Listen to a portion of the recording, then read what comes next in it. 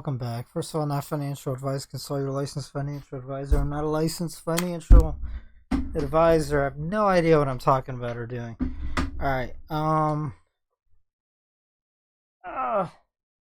What is going on? So, all right. Let's recap. For the past few weeks, I even warned like months ahead that Q1 of this year the market's going to correct. And that's playing out so far. I still believe there's more to come. There's a lot going on. So in the private group, I put out what I was doing and the reasons why I was doing them. It was deleveraging, going long volatility with some call options. I sold some mining stocks, although gold and silver has been going up. If you're still long oil, I sold that. Oil's like at $95. It's almost at 100 a barrel. What else? Shorted NASDAQ, right? And so far, super profitable. Everything's doing great. By the way, my core positions on the mining stocks, I'm still holding on. But I deleveraged. All ETFs sold. Raised cash. I even shorted a little bit metal miners. That position's not working out so far, but I have a feeling it's going to. But my volatility trade, like, really profitable if you know how to do options, like, over 10x. So why was I thinking all of this? Well, technical analysis. Market's been extremely over leveraged. Growth has been slowing down. Stagnation's here. So the real economy is slowed down substantially in the U.S., I believe, since Christmas. Another reason for that is high inflation. We just recently, last week, had a huge CPI print. So, which is in itself, cooking the books. Like, the CPI is, might as well take that number and double it, and that's your real inflation. Because the way they've been messing around with the numbers since like the 70s is ridiculous. And I don't want to get into all that. There's a lot of channels that talk about that. But, they're not including rent. They're not including the inflation, real estate everywhere, food. They've even adjusted it again and again where they're not properly accounting for it. Basically, you could just count on the fact that it's probably double what they say. That's not perfect, but that's what I do, whatever. All right. Looks like in Eastern Europe, things are starting to pop off for real now. As you saw those videos, you don't move around that much equipment and people if you're not serious and you plan on really doing something. So the ambassador, so I don't want to say a few names, but whatever. The ambassador of Ukraine, he said by Wednesday, they're expecting it Wednesday. From their intelligence. It could happen right now or tonight. By the way, it's Monday night, so by the time I upload this, it could be Tuesday morning. But I'll try to upload this before next hour or so. For U.S. Eastern Standard Time. So I was expecting that. So I do feel that the U.S. this is, I don't want to say it's totally planned, but it's a good excuse, right? And to what degree do they all kind of plan on all these things. I'm talking between nations, this and that. I don't know. It's above my pay grade. But I guarantee you it's half planned, half let's say empire building and, theater of war, like proxy wars. Like, I don't know. But what I do know is I could kind of time it coming, and then you could time it with the markets. And like I said, they need an excuse. They want the market to correct substantially because this might be the only way they could actually stop inflation. Temporarily, by the way. I'm not saying stop it. I'm just saying buy some more time. For many reasons, right? So, again, they would want, 6 months of inflation at least slowing down dramatically or stopping or, temporarily for political reasons, like elections and stuff, right? So, and they just can't let it get this out of control. The one thing they're not counting on is the market falls too much, boomers are going to take their money out. That'll add to inflation. But they're not going to let the markets fall. I don't. They'll get right to that point where people start freaking out, and then punch protection comes in, and you get a V bottom reversal. That'll be timed with Powell, central banker, coming out and saying, well, because of the what's going on in, let's say, Eastern Europe, now's not the time to raise rates and blah, blah, blah. But here's the thing. Friday, people were worried they were actually going to raise rates, like an emergency rate hike. And then people were expecting it today. So I waited to see what happens today. Nothing happened today. No rate hike. Nothing. Not even talks about it. It's like everyone forgot. So, my question is, will they actually do some sort of rate hike prior to the late March FOMC? Because if they wait till then, by then they won't do it. I'm theorizing. If they do it now, they might be able to get away with it. Except that the mixture of Eastern Europe and, like a 50 basis point rate hike, that should send the markets like in an instant 10% down, if not more. Which I'm actually. So you have to think, do they want that? They want a market correction in equities. The question is how fast, the timing of it, and how much. And that really comes to TA. TA is going to tell you how much. How fast, I don't know. That depends with all these moving pieces globally at this point. So,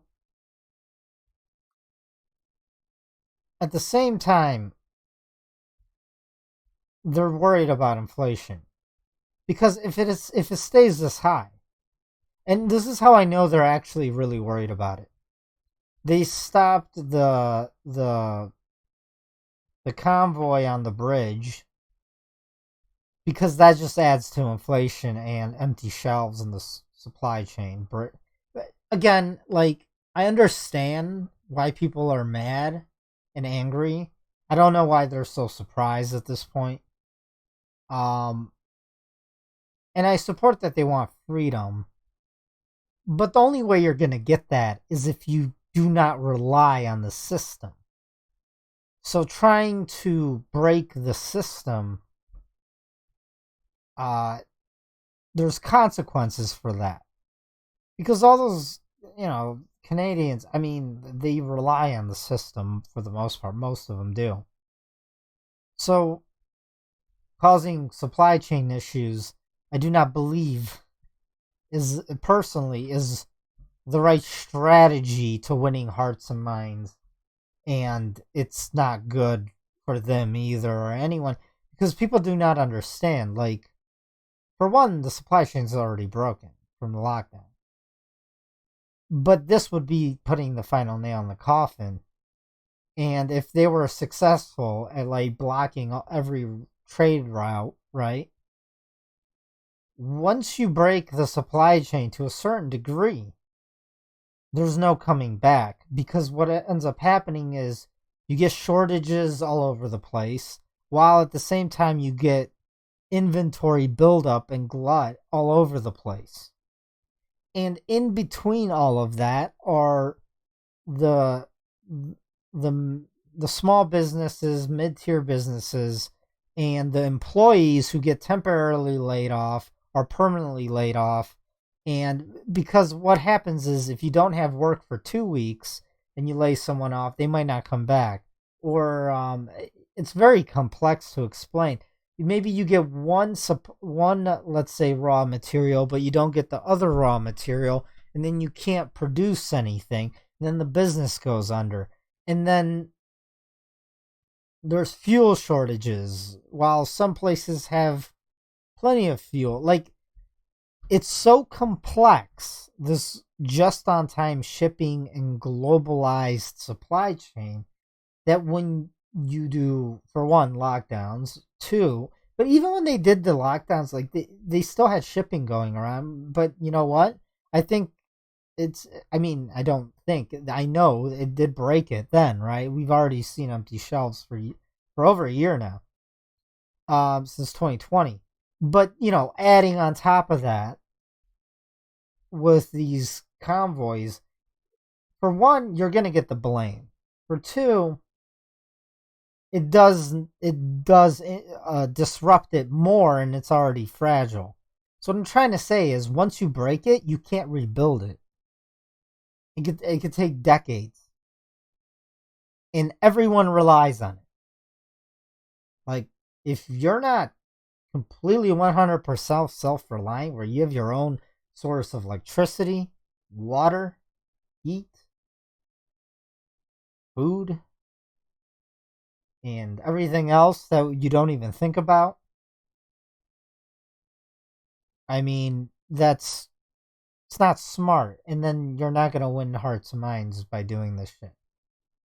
And that's all I have to say. Now, I understand everyone's pissed, and don't worry, that's only going to accelerate as the global economy falters.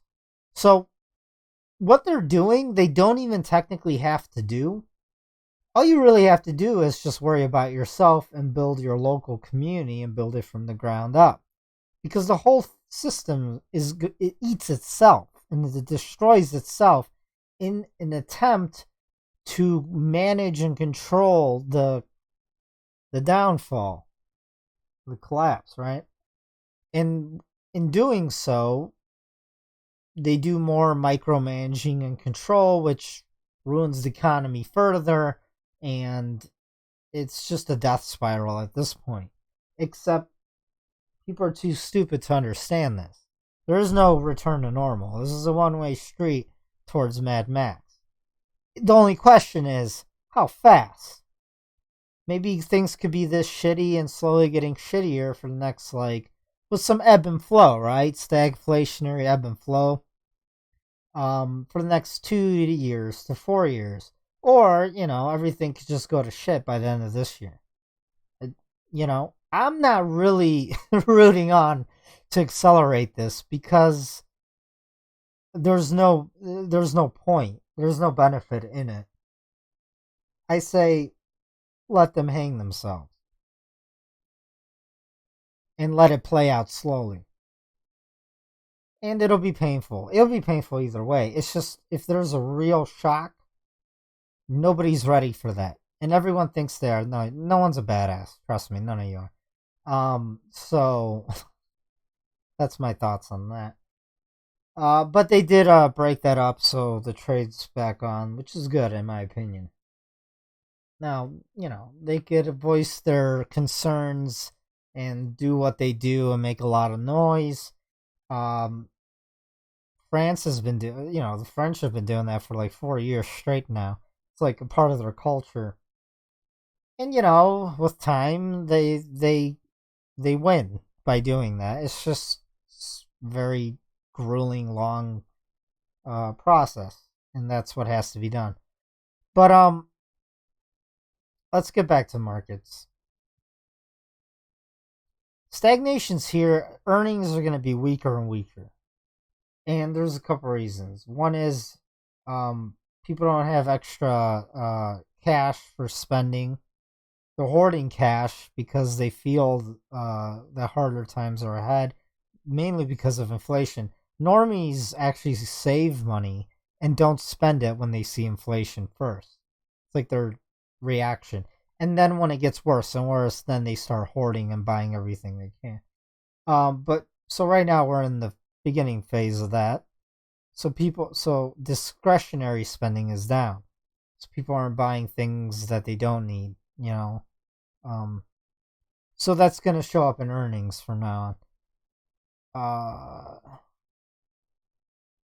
What else? This EV thing, it's going to be. First of all, they need to support all of the mining companies and let them get more loans and take away regulations if they want to do this EV thing. If they don't, it's going to fail, and all these car companies are going to go under. And they're all getting money to do it. That's why like half the Super Bowl commercials, besides crypto, was like EVs.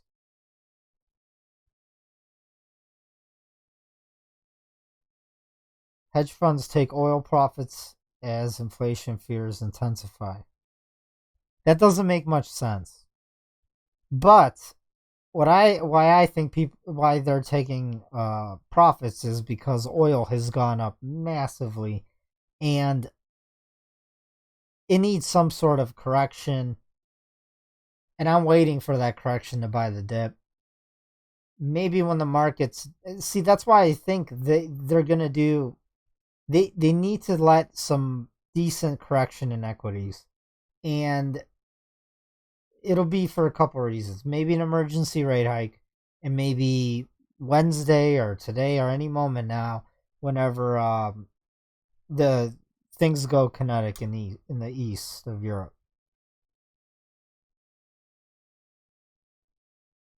Inflation expectations unexpectedly tumble for the first time since October 2020, according to New York Fed. That may be because, listen, we're in a stagflationary environment. So every time inflation goes up and it scares everyone, then all of a sudden it drops because people stop spending money and they start saving it. Because, like I said, that's the normies' first reaction. Because when people get worried about the future and the economy, like their knee-jerk reaction is to save cash. And then prices drop as people stop shopping, right? On-time rent payments sag amid massive spike in rents. Yeah, rents are up massively. Like 40% or something crazy.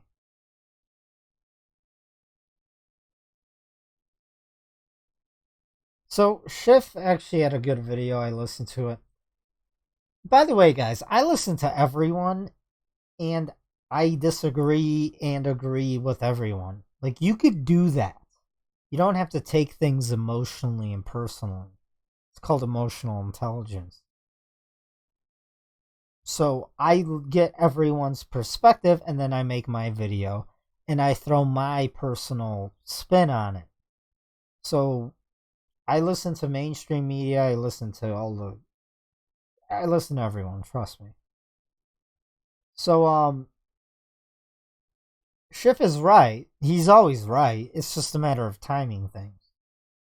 Um by the way, he's gonna debate Richard. I'm really looking forward to that. That's gonna be amazing. I'm actually surprised that Peter did that. I heard Funding Jim hooked that up, which is really really cool. Um, and he's a real asset to that community. So I'm looking forward. I think it's this month on the 23rd. Should tune in and watch that. You know, I agree with both guys on most things, and then I disagree with both guys on a few things. And I'm just this guy in the middle where I could see their both perspectives, and I'm playing everything for my benefit and my community's benefit. You could hold multiple assets and do fine. The only question is the risk tolerance and what goes up higher faster and the timing of it. That's all it really is. Anyways, what did Schiff say? I listened to a couple days ago. Well, the Fed's trapped, right? And basically, I mean, when the market figures out, so the minute the Fed stops uh, pulling away, stopping QE, and realizes interest rates, well, once they stop QE, or no, once they stop taking away QE, then and they take off the table the rate hikes. That's when metals explode and everyone realizes they can't stop stimulating the economy. They can never take away the punch bowl. They can never take away the stimulus. Because when they do, everything goes to crap. And then once Wall Street figures that out, which I've said for years, like, come on now, like it's about time they figured it out. Then you should know that inflation will technically never stop until I don't know. Um, and I've actually talked about this before. Schiff mentioned it, but what is it? They're gonna do so temporarily this month, next month, maybe that far. I don't know. I don't think they're gonna make it till the end of March, to be honest. But they're gonna take away QE, but at the same well, they're gonna raise rates, but at the same time keep QE going and running in the background. So at the same time they're stimulating and raising rates. And it's like a magic trick, right? Like they could say publicly, like, look, we're normalizing the balance sheet, we're stopping inflation, but they're really not because they're still pumping the economy with cash and the markets and corporate junk bonds. That's another thing. That's that's like the new mortgage-backed security crisis.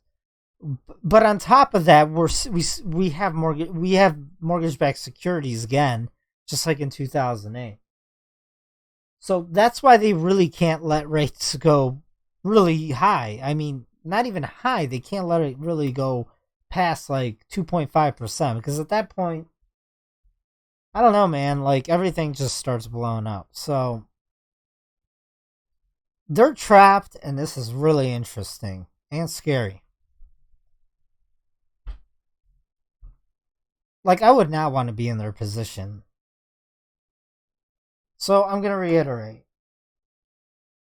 more downside in the equities markets, and that's what's really going to slow down inflation. Maybe they do one emergency rate hike or wait till the end of March to do it. And that's it. Like after that, the economy will be suffering because the stock market will be suffering a lot as well. And that's when you get real stagnation in the economy. And that's when people stop hiring. So not only do we have high inflation compared to just 2 years ago, but the companies are gonna stop hiring and maybe start laying people off. That's I mean, Politically, that's just suicide. Like, and then you start seeing some civil unrest as well. Like, that's when people get real pissed. So, I don't know, man. It's going to be interesting. In the end, I think by April or May or by June, they're going to capitulate. Powell is, and they'll stop talking about raising rates, and I don't know, maybe they'll send checks out again or something, but they're going to have to stimulate the economy. The excuse might be what's going on in Eastern Europe. Like, that's all I could think about. Oh, another thing, they lifted all of the the cold season um mandates, right? Yes, I believe that the convoys and the uprest globally, which is happening globally, but that's not televised. If you follow me in my free chats and on Twitter and everywhere, I post this sometimes so you guys can see what's happening globally. It's global, and it's becoming a regular thing. It's every weekend for sure, even on the weekdays now. And I think that it's also political, and it's not popular. People are sick of this shit. Like, people see through it.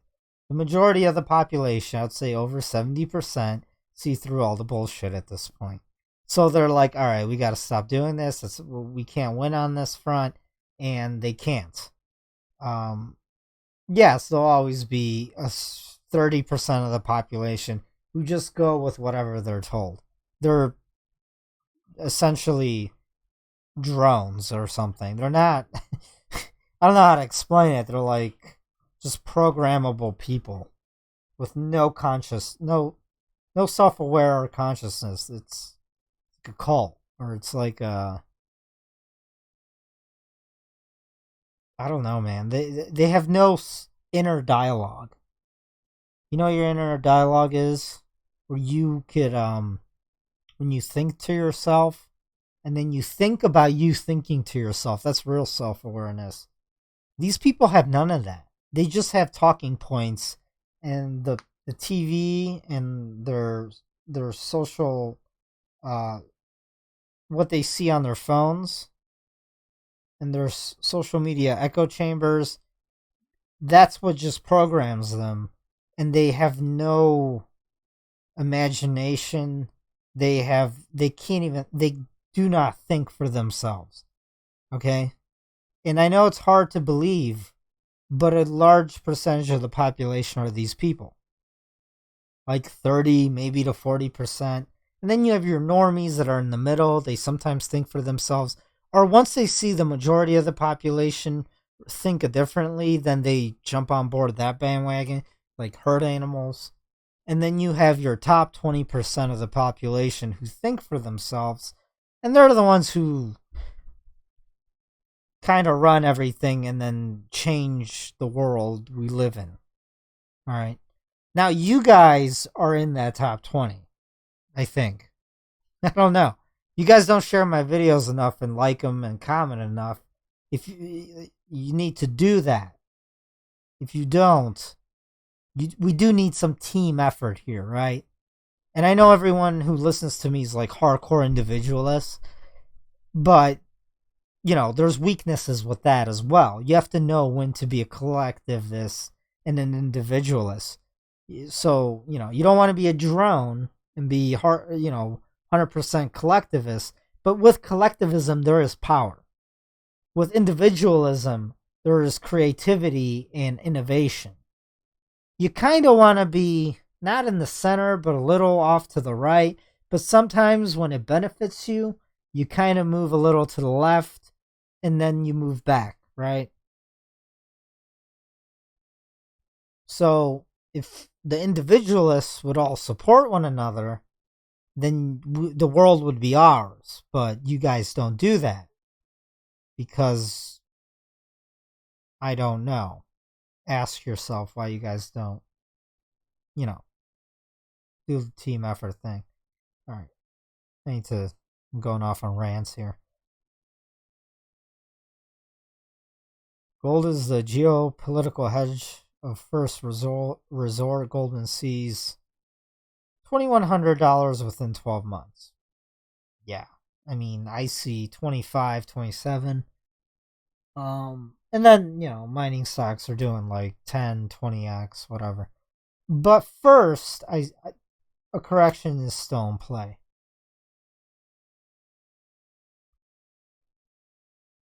Wall Street's biggest bear warns stocks are about to be hammered. Polar vortex of collapsing growth. Yeah, so the ARK fund and all that, those are growth indexes or growth funds, right? And they're getting hammered because growth, we no longer have growth in the West or anywhere really in the world, I believe. Unless, well, certain sectors, commodities, rare earth minerals, um, these things, there's growth there. But everywhere for everything else, there is no growth. We are right now essentially in a recession. We just no one wants to admit it, and that's because with high inflation, it skews the economic models because everyone's revenues up, this and that, but they're selling less goods. They just have to pay more cash for them, and that's what companies do to make their balance sheets look more attractive. The top 1% own 32% of the total wealth. Bottom 50% own 2.5%. Man. Yeah, so, a lot of the left and right paradigm is really divide and conquer because this 1%, the worst fear they have is everyone realizing they own most of everything. And I'm okay with the top, like, 10 to 20% owning, let's say, I don't know, like 70% of everything. But it's so much worse than that. Because the top 20% are the most productive people, and they take assets and everything and they allocate it supposedly, and they're supposed to, where it's most efficient and productive for humanity.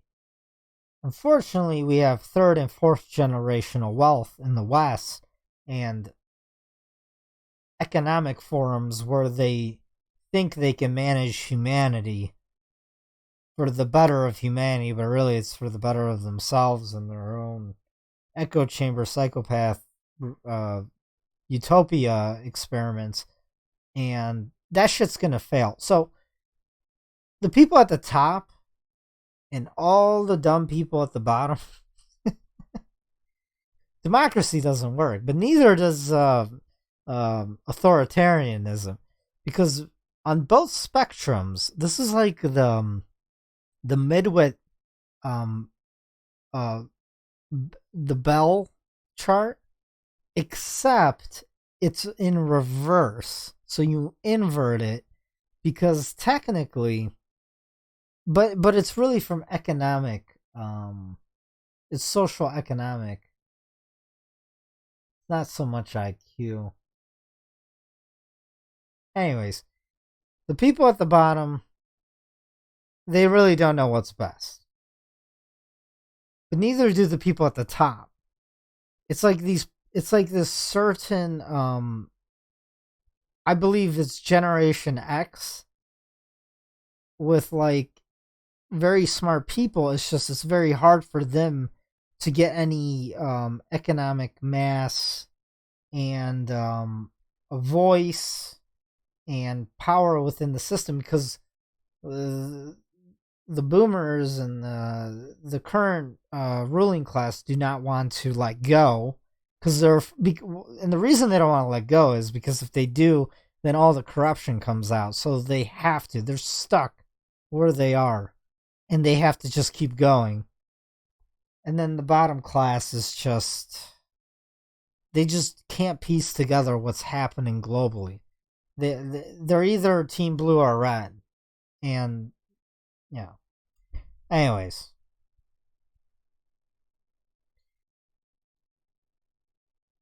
a good example of what I'm trying to say is I would say Gen X right now, like let's say Richard and whatever, they're like Gen X, and we're trying to climb to the top here. And not necessarily, honestly, we just want to be left alone. But it's like it's hard, man. It like I'm just gonna I'm just gonna stop talking about that for now.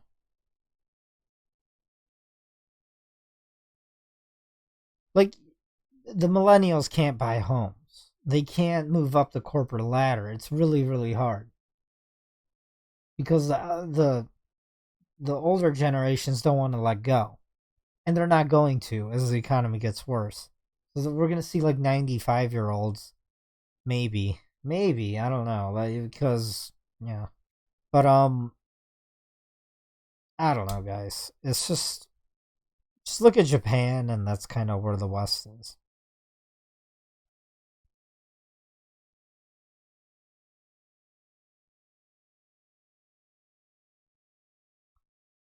Gasoline prices rise across the U.S. again. Experts warn more pain at the pump coming. I don't know. I believe they'll figure out a way to bring down oil. Well, it'll be with the stock market correction.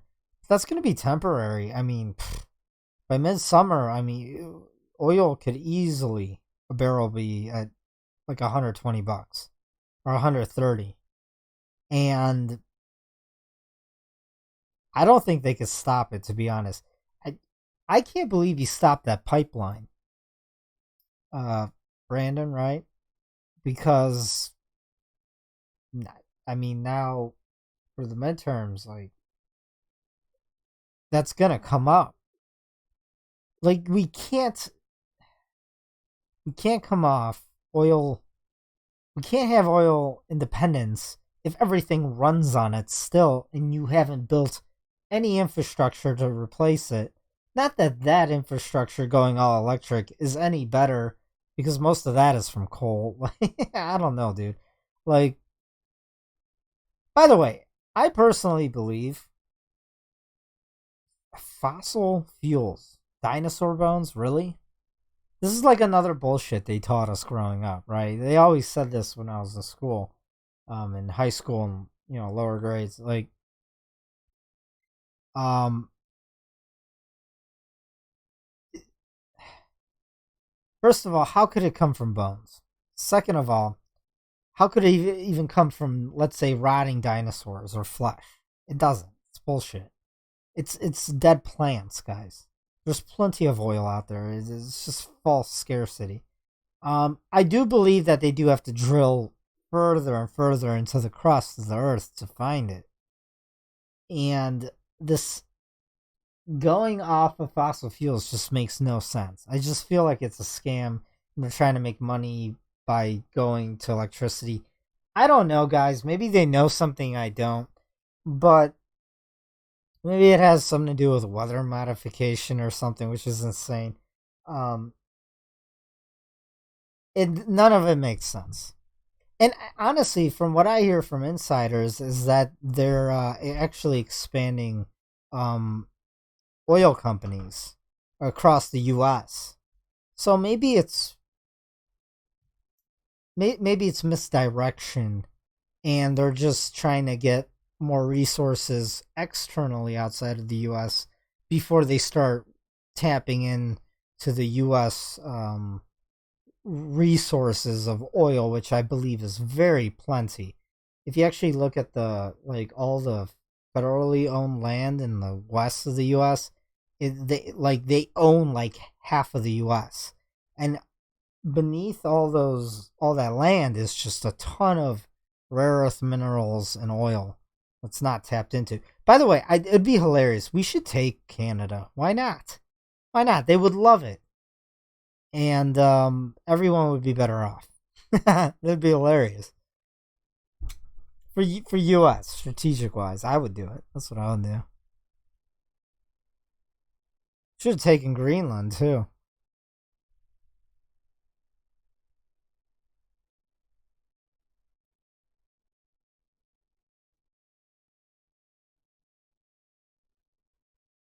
So I think I'm done with the news.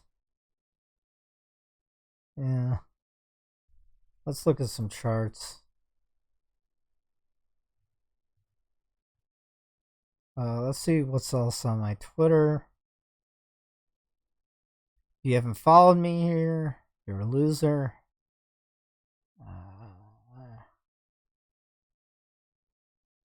That's good. Let's see what's. You should follow him. Pretty good. Pretty good too.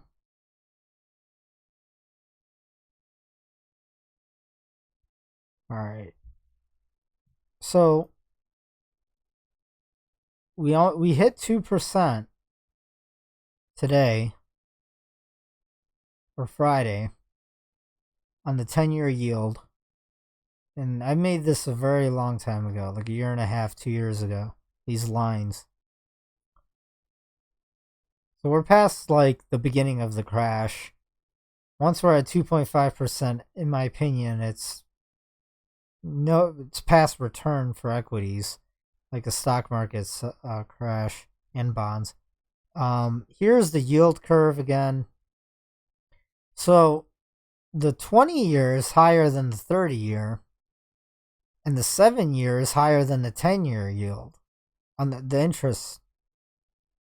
That's signaling flattening and inverting. This drop on the 10 from the 20 is interesting. But let me show you. So this is what it looked like right before mortgage-backed securities. This is a good example, right? This is inversion where the shorter term treasuries yield higher than the long term because everyone's expecting a correction in the stock market. But, they pegged the short end to like 0. But now they might do emergency rate hikes. What would that do to the yield curve? Well, start inverting it. It would invert it because there's the free market pushing up the short term on the yield curve as well, and then it would basically be inverted, which would signal a huge stock market correction. My question is, how do they avoid it? Because I don't think they actually want a real 2008 like crash, because it would be much worse, and there's no coming back from it, and they can't reinflate it. So, like I said, they're stuck. I mean, what they're gonna do is they're gonna let the market temporarily correct, as I've been saying, and then do more QE, and we're gonna see inflation that we never thought we'd ever see in our lifetimes, or at least most people. Which will be borderline runaway to hyper. Here's the VIX. Sold off on the close today. I have a feeling it's gonna end up much higher at the end of this week. The dollar still at the 96 handle. I believe it's gonna revisit on the daily chart the 200-day moving average around the 94 fairly quickly. Probably within the next 2 weeks or 3. By that, I don't know, mid-March. Here's gold. And it looks like it wants to break out. I mean, it's really testing. It's at 1880 right now, making a new local high. It's going to test 19. I don't know if it's going to test 1900. The minute the market really starts selling off, everyone's going to sell everything, including gold. And honestly, we're due for a correction on it. And I think, either way, here's the question though. So if things pop off in Eastern Europe, will that actually make gold break out and just FOMO rally? It might. And then we get a correction. And at that point, it would only correct back down to like 1820 or 1800 if it shoots up and blows past 1900, which is actually possible because when things get, when wars break out, gold breaks out. It just does. And then a massive crash after that with equities. It's really hard timing this stuff. I was hoping equities would be selling off on the open today, because if that would have happened, then gold would have sold off. But if things don't go hot in the next 2 days in Eastern Europe, but when they do, so if gold could go test 1900 and then something happens in Europe, huge shoot up to like who knows, maybe $2,000, and then a major correction all the way back down to like 1800 to 1700. So it'd be a giant false breakout, and that would actually paint. That'd be super bullish for the rest of 2022 if that actually played out, because then that would paint like a cup and handle type thing, right? And then to like 5,000. So here's SQQQ and the VIXI on the right. These have been extremely profitable for me. When I posted these, I started buying right at the very bottom for both, like a week or so ago, and then I've been adding to the position as they've been breaking out. Here's Tesla. Here's ARK Fund. Here's Facebook, now Meta. I love seeing it. Look at this chart. Beautiful. Love to see this. I mean, Facebook or Meta could test 150 easily, I believe. ARK Fund. Again, it's gonna fall with everything else down to like $50. Tesla, I don't know, 600 support. Here's the FANG index on the left, NASDAQ on the right. 3-day charts on these. I would like to see the FANG. See, there's a huge air pocket until like 5,700 on the FANG index, which will take down the rest of the market, especially NASDAQ. And then a huge air pocket on the NASDAQ all the way down towards like 12,400. Here's the Vanguard Total World Stock Index. Now, this one's been holding up very strongly because it's a global index, so it has exposure to other economies which aren't correcting as hard as the US. It's only down 11%. I think this should be able to handle a 20% drop. It would take you around, I don't know, 85, $87. And that would stop inflation globally temporarily, right? Which would, in a weird way, help cause stagflation. And then if they do more QE or whatever, because, I don't know, maybe things are heating up globally, things are going kinetic, that would be a good excuse. And then the market would probably go back up, right?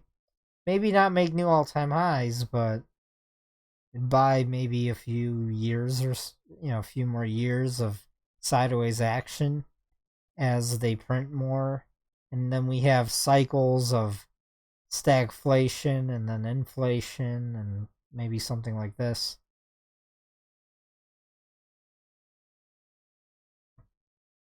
Here's like crude oil futures. I do have a 9 sell on the weekly. And look at this rip, man. That's what I'm saying. It's just due for a correction. And it's at 95, getting real close to $100. I would be taking profits here. Again, because of a stock market correction, which will affect temporarily oil as well. Here's oil and gold. Again, they're very highly correlated. It's just, again, if anything happens in Eastern Europe this week, it might be just a one daily candle in gold where it shoots up like $50. and then it just sells off the next day, and then goes into a major correction as equities sell off massively.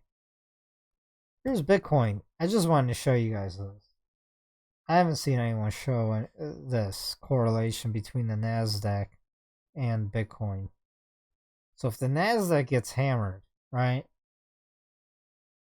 because of the interest rates, because they need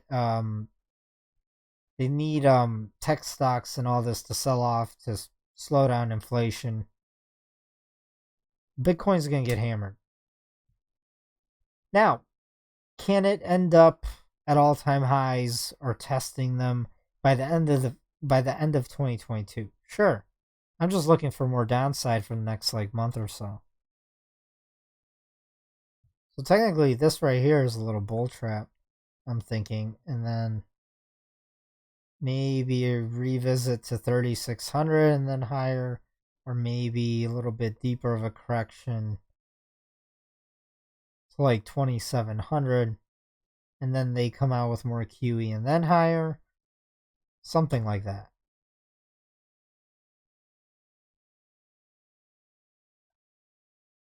But I don't know. We'll see. The only thing I'm certain of is a correction.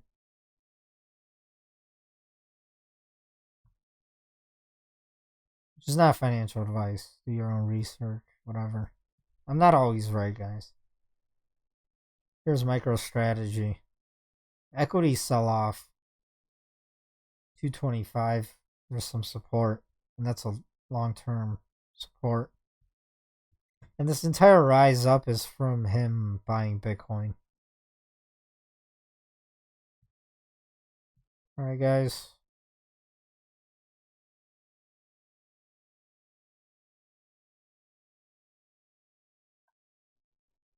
That's it for now. If you're interested, private group, go to my website. Follow all of my free stuff. The links are below this video. Check me out on Twitter. Please share my videos. It's the only way I grow. And the only way. So if my channel started growing again, I would do more videos. But because it doesn't, it's just, I feel like it's not worth it. I value my time. Right? And listen, I don't really get any credit. I do really good calls. I'd say my track record is 90% accurate. Of course, I'm not 100. Nobody is.